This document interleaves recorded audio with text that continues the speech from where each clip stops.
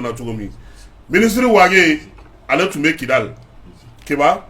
ibaro ka boko ni wati laba na miye Mali ale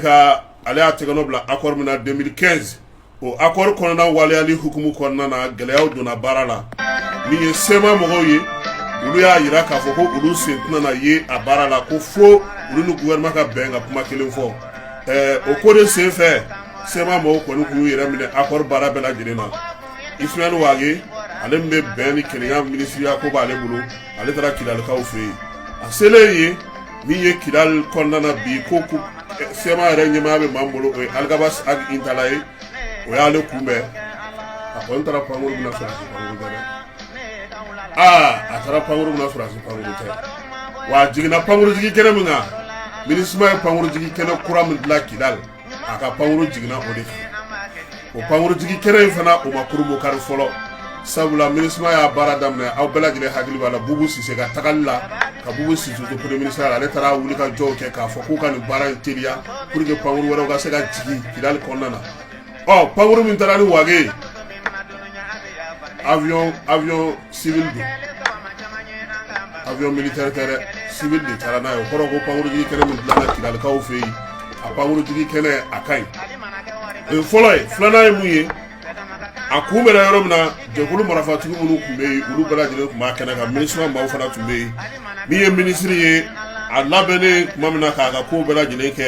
akuma ko kata nyon soro Kidal gouverneur ale konnana gouverneur la sa utara babu sigiye miye jekulu marafatu ni ale re uye daso ko nyonda la aba fo ma to kana ko huis clos uye ernani no ka ukumana akuma kene ka anye mime oye ka fo ministre ku ma ukasigi ukana uni Mali ka sega kuma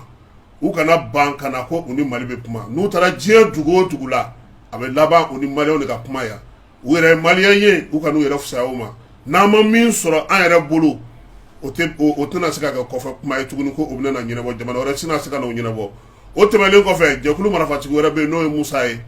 Musa Ashratuman ale fana tuba keneka akoko ni mau fatura jamana fawara fe ko jamana nyemo be tasibla ni fonke nga uluga mauma na fatu mena ka fanfe ubaye ka fo yena wolo mabe kala ko gouvernement ka okonu ko kulu dabla ya saka jamana dimbela jirenge kile akolu ko bela jirenge ku chele wage kuma mfoto kana hakila obawbulu absaka ofli fienfe mauka olame. Je me retrouve ici aujourd'hui en visite de courtoisie à Kidal, où je viens rendre visite à Argabas et aussi à tous les représentants des mouvements signataires se retrouvent dans l'accord avec nous. Votre présence est justifiée par l'accord. Le fait que l'accord soit mis en place, c'est ça qui vous a permis d'être là, en tant que BATFAR. Vous avez une mission régalienne. Nous espérons que la mission puisse se faire en coordination avec les autorités de Kidal, en coordination avec les responsables des mouvements signataires de Kidal. L'accord, il est extrêmement important. Le gouvernement du Mali est dans l'accord et le gouvernement du Mali fera tout pour que dans le cadre de l'accord, vous pouvez vous épanouir et qu'on puisse atteindre les objectifs d'ensemble. Je me réjouis vraiment d'être là avec vous aujourd'hui et c'est un symbole fort que je sois là aujourd'hui avec l'excellent Algabas pour vous montrer que, quelles que soient les difficultés que nous traversons, nous sommes conscients que nous sommes ensemble, nous sommes conscients que nous devons nous donner la main pour qu'on puisse aller vers la paix, le développement, la sécurité au bénéfice de nos populations. Et aujourd'hui, plus que jamais, il est important qu'on se retrouve pour qu'on puisse lutter efficacement contre l'ennemi, à savoir le terrorisme et l'insécurité. Aïwa, wageko kana na ko mi accord ko obisaka do bala to mi ko fenfe me ga nyini ko o nyini ku ko accord ale bisaka ke bengami misaka lawale ani nyokonche ale yere foli la se Algabas mi no o ye mama fale ye bi Kidal konnana aba fo ka wala mando mi ye mama be no be accord konna bo fo waga ga kuma ngara kan général Soumaré de konnana aba fo de Kidal ka fe ko kan folo ale de be kulujula kata fo la fo te gargar kulu konnana ale de be o yoro la o kan konnana bi akuma na mo munu nyana aba fo ma ko régiment d'infanterie motorisé maou akumana ulu de nyana no e Mali finitigi munu me Kidal ale konnana ay laseli ke ulu nyana sabula o jekulu na bela jilenga mogobe akonnana jekulu marafatu ga mogoba la Mali sura sube ala beni kriya o nyini na yasa o batayo nga sigisenga nin ye wage ale sera ka min kɛ Kidalikaw fɛ yen a ka taama senfɛ Segukaw fɛ yen an y'a mɛn k'a fɔ ko tarata don ka dugu jɛ araba la min ye nɛgɛ kanɲɛ 4 waati grenade dɔ kɔni o porokotora sɔrɔdasi dɔw bolo o grenade senfɛ fana a yera k'a fɔ ko min ye Irisilakaw ka maa dɔ ye n'o nalen don kalan na an fɛ yan k'a ko kɛra olu de bolo maa minnu kɔni u y'a yira k'a fɔ ko tun bɛ u bɔra Bafo de ko ka na Segu kɔnɔna na a yera k'a fɔ ko maa 4 o de nin tora a la min ye an dɛmɛbagaw olu ka maa 2 bɛ a la ale ni civil kelen ani an yɛrɛ ka sɔrɔdasi dɔw o ko o kɛra Segukaw fɛ yen u b'a fɔ o ma ko bar tam tam ale kɔnɔna na sécurité ko ni lakanako ta nasira la fana Mali y'a yira k'a fɔ ko a bɛna kalata kɛ juin kalo tile 18 o hukumu kɔnɔna na Mali finitigiw olu tun ye labɛnba min kɛ n'a bɛ f'o ma ko opération spéciale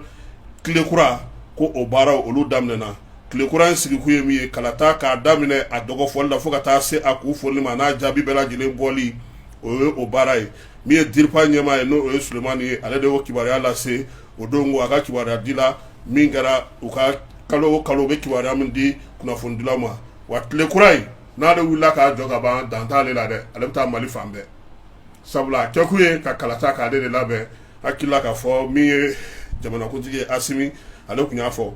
Menakakaw fɛ yen a yera k'a fɔ ko min ye Bamaci walekɛba min ye jɛkulu marafatigi minnu bɛ Menaka kɔnɔna na n'o a bɛ f'o ma MSA n'a ɲɛmaa ye Musa Asiratumani k'ale ka maa 2 kɔni ko olu fatura kɛlɛla kɛlɛ min n'o ye jɛkulu marafatigiw bila ɲɔgɔn na min ye sɔrɔdasi Abubakari Talgas ale tun bɛ o la kɛlɛ in yɛrɛ kɔni kɛra dɔgɔkun tɛmɛnen kɔnɔna na kalo in tile 9 min ye Menakakaw kɔni y'a yira k'a fɔ ko bi kilomɛtiri 30 ka se Menaka kɛrɛfɛlaw la olu taali ka gɛrɛ wa min ye essence minɛn minnu bɔ Alizerikaw fɛ yen ka na o bɛɛ lajɛlen o kɛlen no gɛlɛya bi ka don ale Menaka kelen kɔnɔna na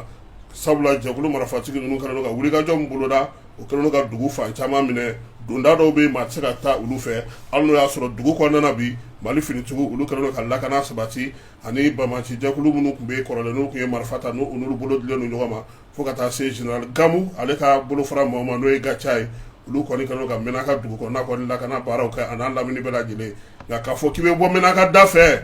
a ko k'a ka gɛlɛn bi école karamɔgɔ dɔw yɛrɛ tun bɛ yen ale tun ye mobili ta k'a bɛ taa ci la Gawo u ye ale sɔrɔ mobili kɔnɔ o y'a sɔrɔ sɔrɔdasiw ka kepi de b'a kun na kepi o kama o y'a minɛ a ka papier bɛɛ kan a sɛbɛn no ko école karamɔgɔ maa ninnu ma sɔn k'a bila taara n'a ye o de la a fɔra mɔgɔw ɲɛna n'i tɛ sɔrɔdasi ye kana sɔrɔdasi fini don gouvernement ye nin communiqué in kɛ k'a fɔ bɛɛ lajɛlen ɲɛna ko maa o maa n'i tɛ sɔrɔdasi ye i kana sɔrɔdasiw ka fini don i kana gɛrɛ sɔrɔdasiw ka fɛn na nin kalo in tile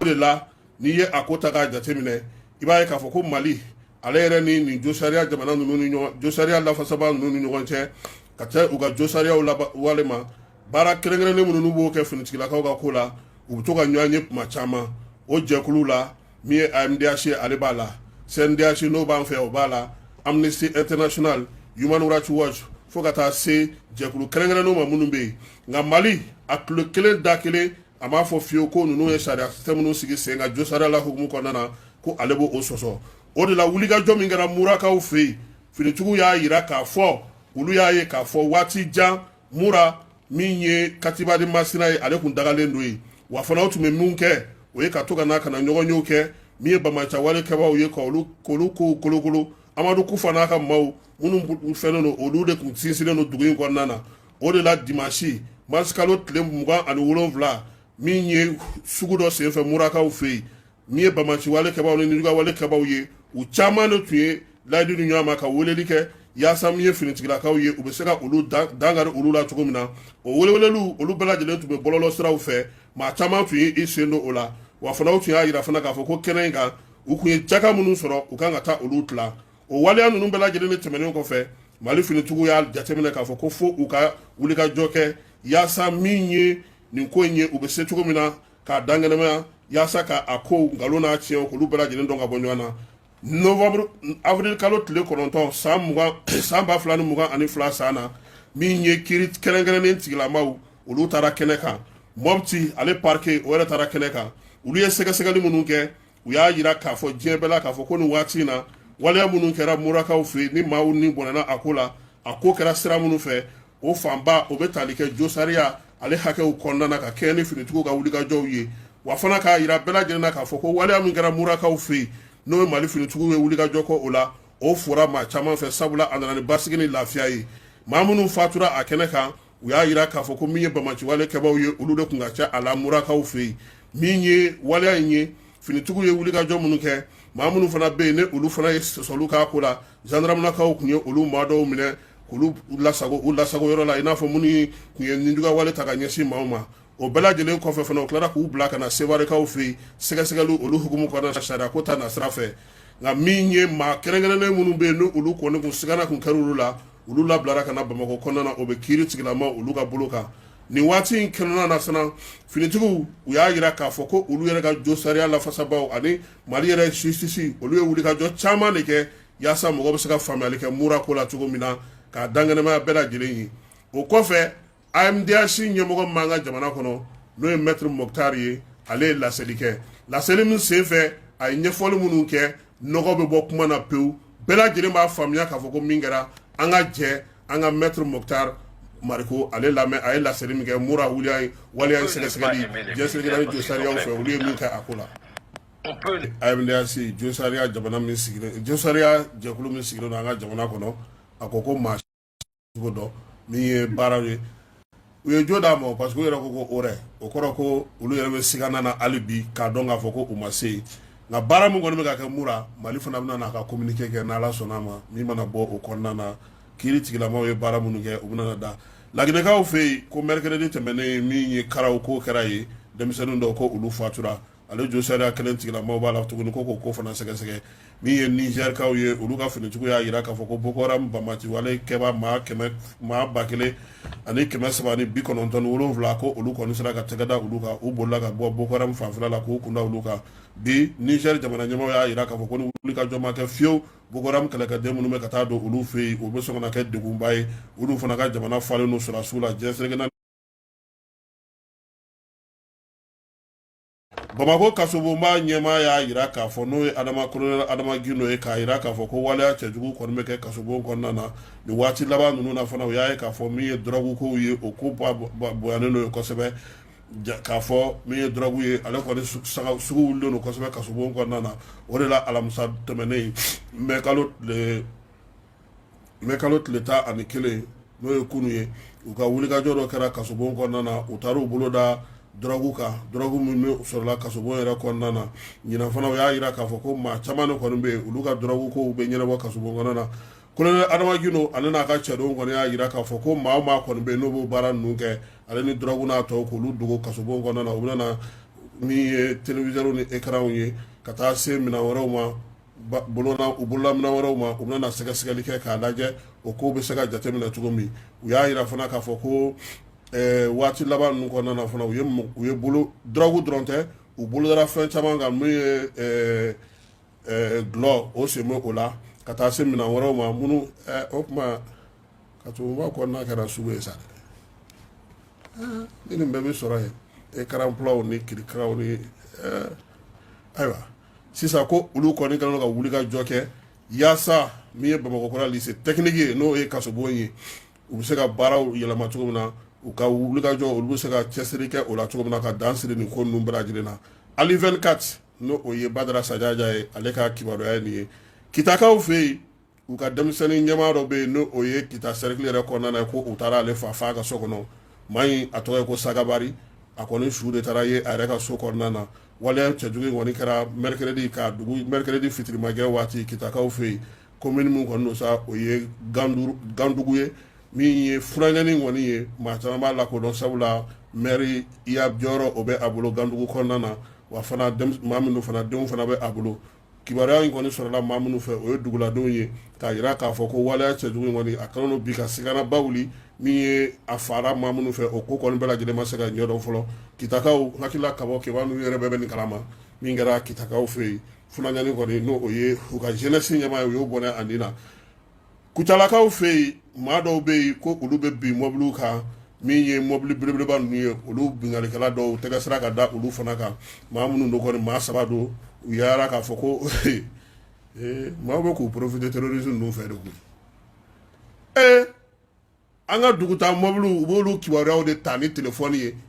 ko Jara transport wulitɔ filɛ nin ye a y'a kunna nin nka a tɛmɛna bɛɛ nka a kɛra baara y'an bolo dɛ